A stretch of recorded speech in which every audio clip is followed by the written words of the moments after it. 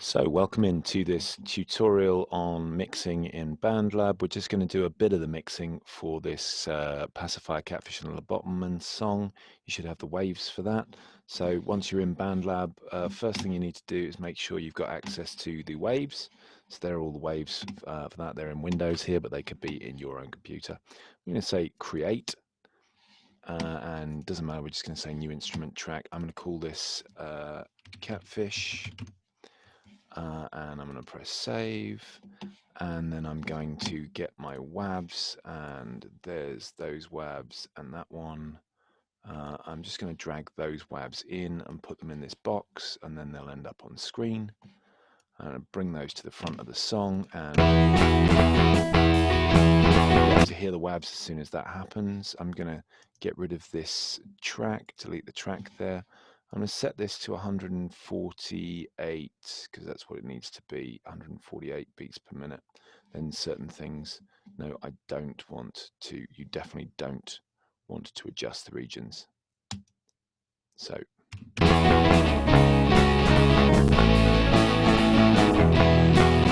that's fine. Little things you might want to do at the moment then is just go into view and click snap to grid, which means that anything you do in terms of editing will tend to be magnetically drawn towards this grid. There you go, that's working quite nicely. So there's that. I'm just going to stop this for a second. Right, now we can concentrate. The instructions should be in your folder as well, guide to mixing and the errors. So you need to edit the errors out as well. We'll do a tiny bit on editing. So you need to muck around with that and have a play around with that and see if you can get editing to work for you. We're mainly going to do the mixing side of this just for a few minutes. I'm going to set this mix up as I would want. So I'm going to put my drums at the top. There's kick drum, there's snare drum, put my bass underneath that. Then I'm going to put my low guitar, then my high guitar, my lead guitar, and my vocals. So let's have a quick listen to the kick drum and see what it says. As I say, I'm not going to do much of the editing for the minute. So the kick drum, it's a bit quiet. So what we need to do is make sure that you've said okay to any cookies or things that come up on the bottom here in this view. So, and then we need to go in and you need to look at the effects. In our instructions, it says kick, compress with a slow attack to make sure the kick comes out more punchy. Give it a rise at 2.6K. So let's just see how that works first. Just the compression might do it. So you want to go in dynamics, and then digicomp is about the best one available to you. It's already compressing there. If I bring that down, it's got an automatic makeup that just makes it louder as I compress it more. So I could just compress it and it sort of gets quieter, I suppose. But then if I bring the attack back,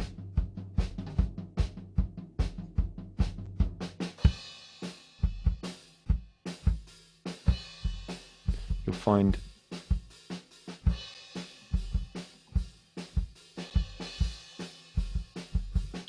that should get a bit louder and more punchy.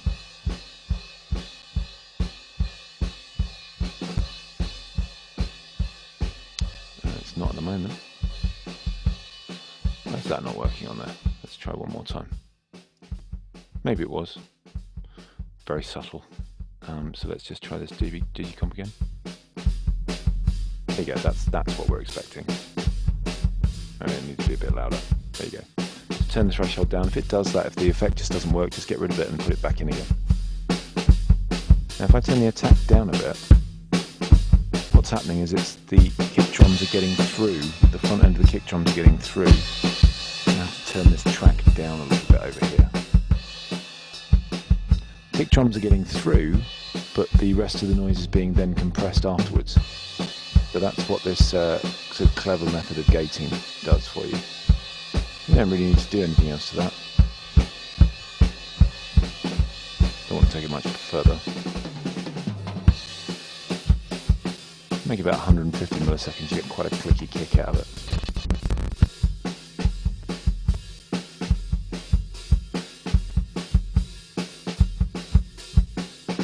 nice. It's good. It's worthwhile. It's enough.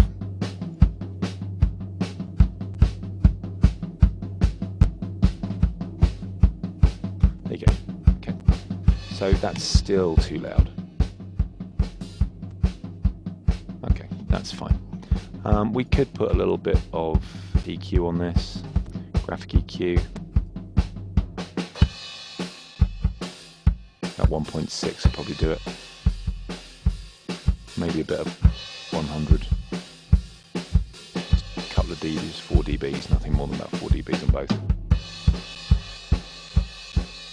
Yeah, that makes it a little bit more positive as well. Right. I mean, it's quite a rowy song, so it's never going to be perfect. Let's have a quick listen into this snare. The snare's not terrible in itself. We could, again, do this digicomp trick.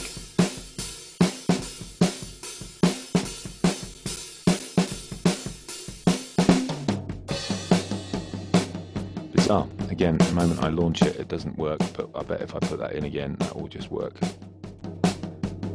There you go. So I'm going to take the attack back. Makes that snare punch through really nicely. It's too loud. Makes it punch through really nicely.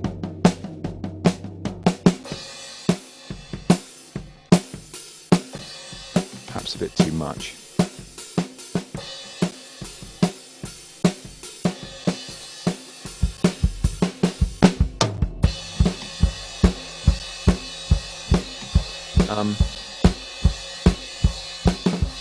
Just leave those like that for a minute. That's not too bad at all.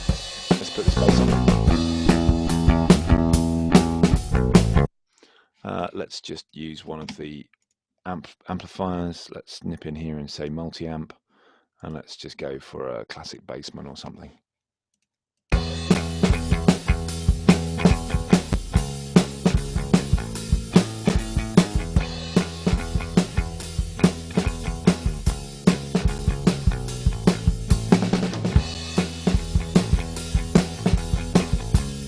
That's good.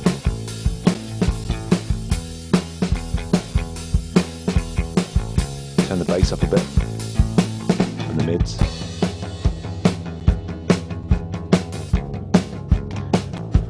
Probably about it, to be honest. You don't want too much distortion. You can distort it.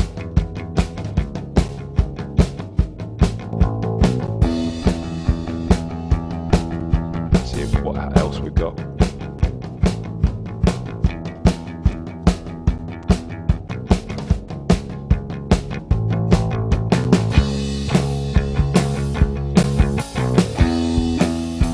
The distortion on there.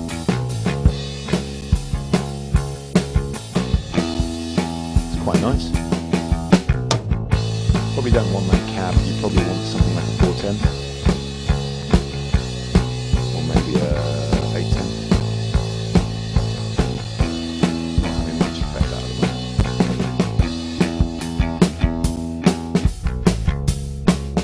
Let's just see what happens if we put them up.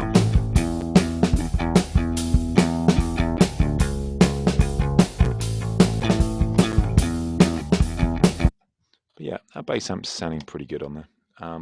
Okay, these guitars, these low guitar and high guitar, we're not really going to do very much to them. Quite well recorded. Could want them in, in stereo, and they sound really nice and big and fat.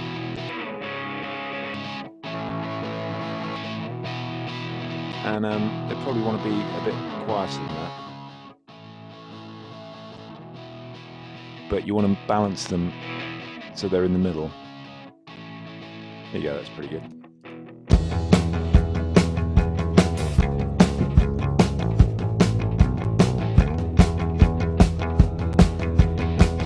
Okay. Let's do this little lead guitar thing then. So lead guitar. It needs an amp sim on there. So we're going to put this amplifier on there. Let's put guitar amp on there. Pacifier will be fine. Just leave it at that for a minute.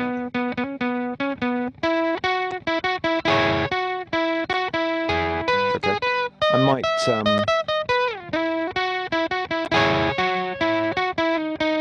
see if we've got some kind of, that fuzz scream is quite nice. Yeah, let's use that.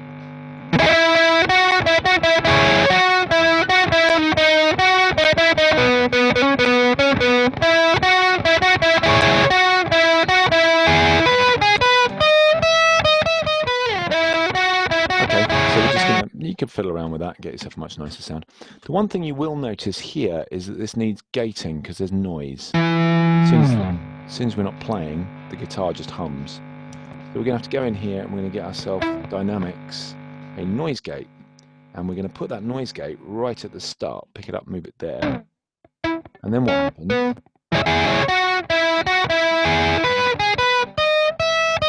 Turn the threshold down a bit because it starts taking out some of the notes that we want. But you can have it down there. Stops all that noise, which is nice. So once you put the rest of the band back in, so the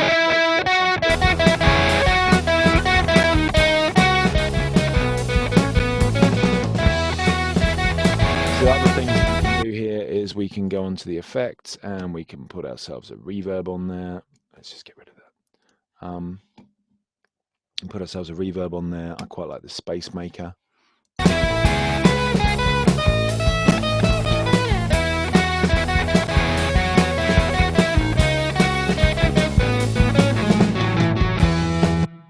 So there goes a Space Maker. You can also add in something like a delay. You could put in a digital delay in there. Let's have a quick look at what that does. So, oh, there's lots of bits on that. Let's use the other delay, the filter echo. That looks a lot easier to use. Wind this back so you can see.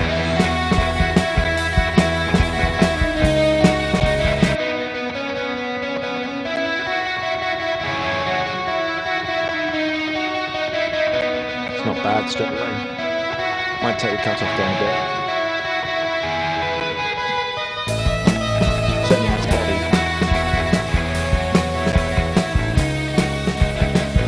Maybe it's a bit much. Turn the mix down. Right, and we just need to get our vocals working. So while we've done some work on this, you want to press save every now and then. In the vocals, it says here, in the vocals, high pass around 100, boost the treble from 6K, great, and then we need to compress with a medium fast compressor and then limit it after that. Okay, let's do the compressor first because we got quite used to doing those. I'm going to use this Digicomp again because I trust it. That's quite a nice.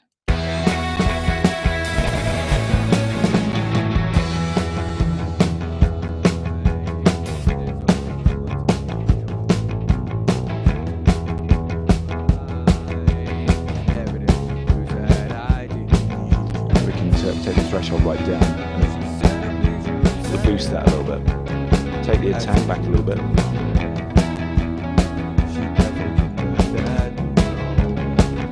So the rest of the mix is quite loud. But that's okay. We can get it sorted. I'm going to put a second compressor on there. I'm going to this time use this TechLab thing. Use this TechLab thing because it's just got 2 controls and they're quite useful.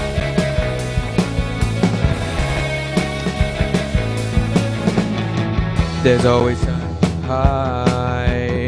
There's always someone to lead on. Take the peak reduction down quite a lot. Obligated rewind evidently proves that I didn't need you. She said, "Oh, please, you're upset." I said, "You don't regret." So it's worked quite well.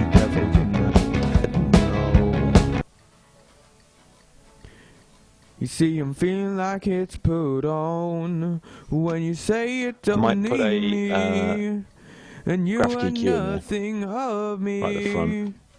Just take a little bit of this. But babe, you know I've tried and failed, but you just don't know how it feels to lose something you never had and never will.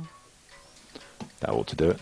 There's always something to sign. And that is quite compressed. He took my mother at 13 and patch up the eye. It's also completely dry at the moment, so we could turn this reverb up here because there's a reverb just on every channel.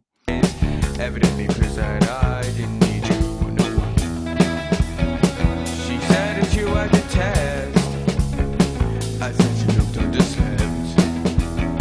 She definitely didn't like that.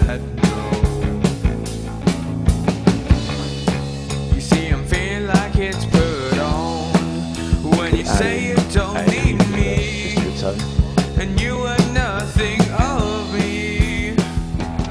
Oh, but babe, you know I've tried and failed, but you just don't know how it feels to lose something you never had and never will. So that was reverb that perhaps we should have used on the snare as well. Let's just have a look if we put a space maker reverb on there. So you need to fiddle about with this until it sounds, till you balanced it better and have a good listen to it.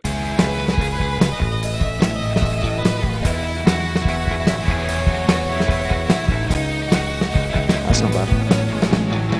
There's always something to hide. There's always someone to lead on with you. An obligated rewind evidently proves that I didn't need you.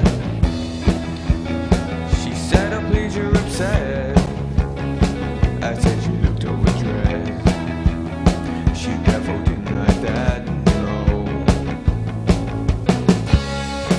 See him feel like it's put on. These are a bit quiet.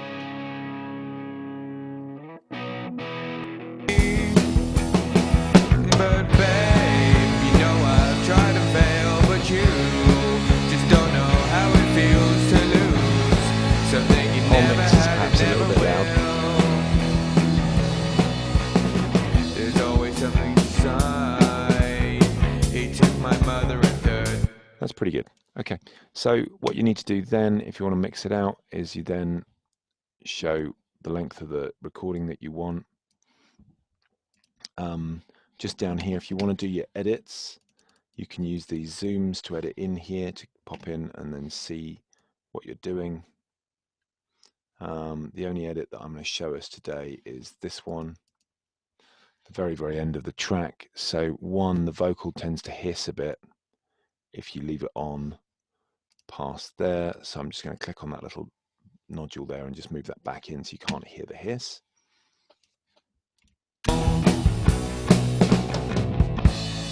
There you go, it doesn't hiss anymore at the end. And the other thing is these should all be in the same place. And they're not. So I'm going to cut these two top ones. Kicking the snare there. I'm going to press shift and then I'm selecting both those tracks. I'll click this, which is slice at playhead. And I'm going to, I can't select both of them and do this job at once, but I can move that back. Doesn't need to be there. So I can move those across and I can pull those across just a little bit.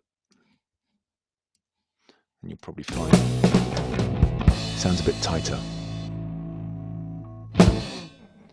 Shouldn't have pulled these all the way back because they've got that crash cymbal that's going off. So let's try that.